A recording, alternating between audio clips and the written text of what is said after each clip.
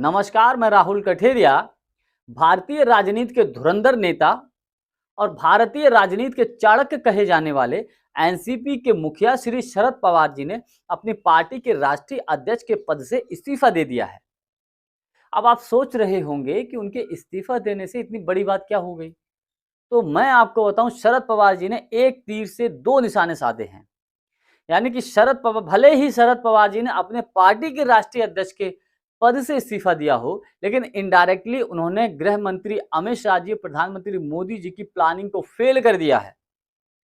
क्या उन्होंने गेम खेला है, इसको हम स्टेप बाय स्टेप समझते हैं।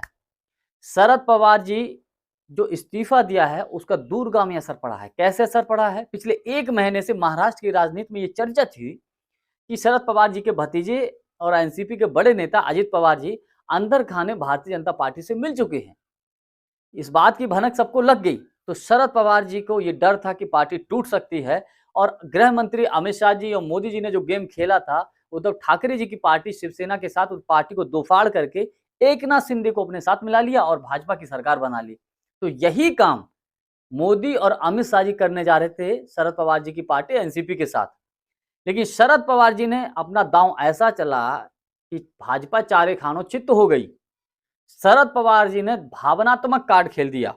भावनात्मक कार्ड ये खेला कि उन्होंने कहा एक मीटिंग में कि मैं अपने पद से इस्तीफा देता हूं। आप ये समझिए कि जैसे ही उन्होंने ये बात कही, उस हॉल में, उस जगह पर मौजूद सारे के सारे बड़े नेता, कई नेता तो रोने लगे। ये कहने लगे कि आप ही राष्ट्रीय अध्यक्ष रहेंगे, अपना ये बयान वापस लीजिए, आपने जो कहा है इसको वापस लीजिए, आप ही राष्ट्रीय अध्यक्ष रहेंगे और आपके नेतृत्व में ही हम सब काम करेंगे। यानी कि शरद पवार जी को जो संभावना थी कि उनकी पार्टी के कुछ नेता, कुछ विधायक टूटकर भाजपा से मिल सकते हैं अजित पवार के नेतृत्व में, तो एक भावनात्मक कार्ड उन्होंने खेला। उस भावनात्मक कार्ड में सारे के सारे नेता इकट्ठे हो गए। भले ही शरद पवार जी अपने अपना इस्तीफा वापस ना लें, राष्ट्रीय अध्यक्ष किसी और को बना दें, लेकिन उन्होंने भाजपा के प्लान को फेल कर दिया। देखिए, अमित शाह, गृह मंत्री अमित शाह जी तभी तो अजित पवार को अपने साथ लेकर आएंगे, मिलाएंगे, जब अजित पवार जी अधिक से अधिक अपने साथ विधायकों को तोड़कर ले आएंगे। और अगर दो चार विधायक तोड़कर लेकर भी गए अजित पवार जी, तो मतलब क्या है गृह मंत्री अमित शाह जी के लिए? भाजपा के लिए कोई मतलब ही नहीं बनता है। तो ऐसी कंडीशन में भावनात्मक कार्ड खेल के शरद पवार जी ने सारी की सारी प्लानिंग फेल कर दी है। दूसरी तरफ मैं आपको बताऊं, राजनीतिक विश्लेषक ये मानते हैं कि अजित पवार की मजबूरी ये है कि अजित पवार के ऊपर कुछ भ्रष्टाचार के आरोप लगे हैं। उन भ्रष्टाचार के आरोप की वजह से ईडी ने उनके यहाँ छापे डाले हैं। जांच की संभावना है। तो ये ईडी, इनकम टैक्स और सीबीआई की जो डर दिखाया गया है, हो सकता है उस डर की वजह से अजित पवार भाजपा से मिल गए हों और महाराष्ट्र में देवेंद्र फडणवीस जी से मुलाकात करने की बातें कही जा रही हैं।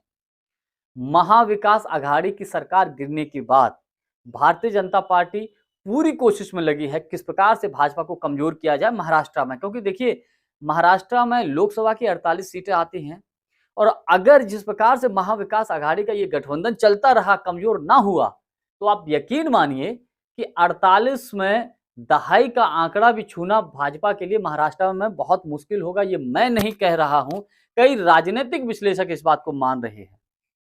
तो भाजपा के लिए जरूरी है कि वहां महाविकास आघाड़ी के दलों में तोड़फोड़ की जाए। तो वही काम मोदी जी और अमित शाह जी लगे हुए थे। भले ही शिवसेना को उन्होंने तोड़ दिया हो, भाजपा शिवसेना के विधायक भले ही भाजपा के साथ मिलकर एकनाथ शिंदे के साथ जाकर सरकार बना लिए हों, लेकिन जो जनता का समर्थन है वो आज भी उद्धव ठाकरे के प्रति अधिक है।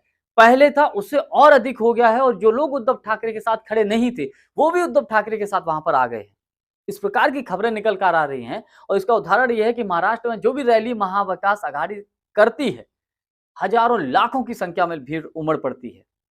तो कहने का मतलब यह है कि शरद पवार जी के एक दांव की वजह से भारतीय जनता पार्टी, या यूं कहूं कि गृह मंत्री अमित शाह जी की सारी प्लानिंग धरी की धरी रह गई, फेल हो गई। जो वो उम्मीद पाले हुए थे कि एनसीपी को तोड़कर अपनी पार्टी को मजबूत बना लेंगे, भाजपा को मजबूत कर लेंगे, तो सारी की सारी प्लानिंग फेल करती है शरद पवार जी ने। इसीलिए मैंने कहा कि शरद पवार जी ने एक तीर से दो निशाने साधे हैं। भले ही इस्तीफा उन्होंने दिया हो, लेकिन गृह मंत्री अमित शाह जी की प्लानिंग फेल हो गई है। आज के लिए बस इतना ही। वीडियो को लाइक, शेयर और चैनल को सब्सक्राइब जरूर कर दीजिएगा। बहुत बहुत धन्यवाद। नमस्कार।